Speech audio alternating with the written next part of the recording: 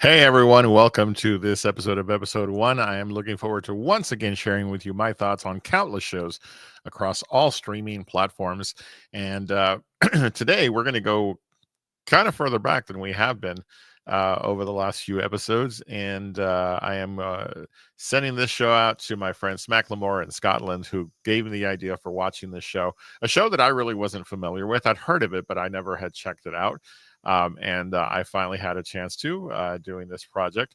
And that show is a show that you can actually find on Peacock, their streaming service.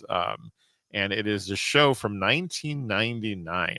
The show is called Farscape, and science fiction is really something that I love and really, really enjoy. And as I was building my list of shows that I was going to go through on this project, I realized that there's a lot of older shows that really were part of the science fiction genre, and Farscape was one of the ones that really sort of escaped me. I didn't even really, I'd heard of it, but I wasn't familiar with it at all. And so when Chris, my friend Macklemore, gave me the idea of trying this one on, I thought, yeah, okay, that's definitely going to be something that is going to be unique for me. The show again premiered in October of 1999, so we're talking 26 years ago, and was created by a guy by the name of Rockne S. O'Bannon. The other shows that he created around that time frame are shows like seaQuest DSV, Defiance, Cult, Alien Nation really being the only one of those four that I'd heard of. It stars Ben Browder as John Crichton, the main character of Farscape, Claudia Black, Virginia Hay, Anthony Simcoe, and more. Not to mention there's some live animatronic puppets that are part of the show, as this was a product of Jim Henson's studio as well. And so the plot itself, is pretty awesome in terms of science fiction storytelling goes. First and foremost, Farscape as a show features a really diverse ensemble of characters, and they're initially, as the first episode unfolds, we meet John Crichton, who is a scientist slash astronaut that goes up in the space shuttle to test a new vehicle that can potentially prove that interstellar travel is possible. The vehicle's name is Farscape, and that's where the name of the show comes from.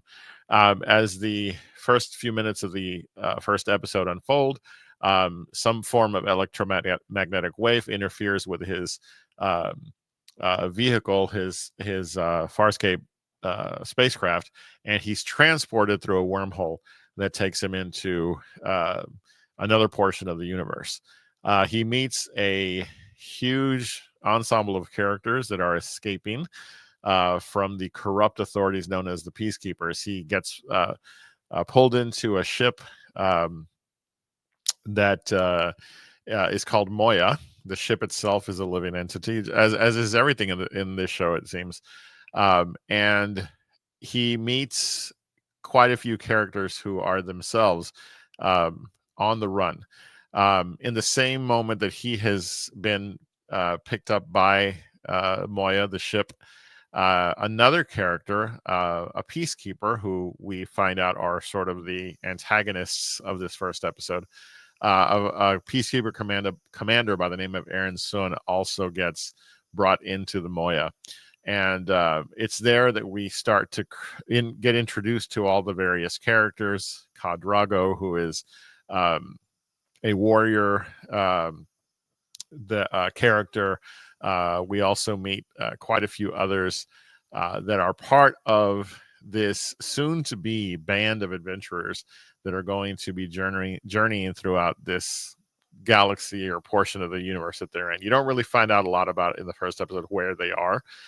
It's just about John Crichton trying to figure out, okay, what is going on? What brought me here? What's happening?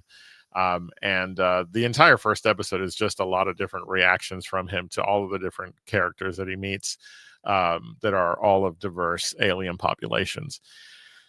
The episode itself really centers around the fact that when this event first occurred that transported John Crichton to where he is now, he inadvertently collided with a Peacekeeper craft that was piloted by the brother of the main antagonist of the episode, a Peacekeeper leader by the name of Crace.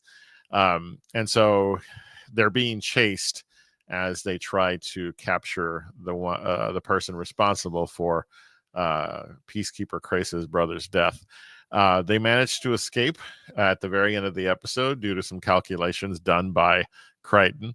And through those calculations, they're able to use the atmosphere of the nearby planet to sort of maneuver away and accelerate into what are called the uncharted territories, which is going to be, of course, where this series will continue to take place as it moves forward.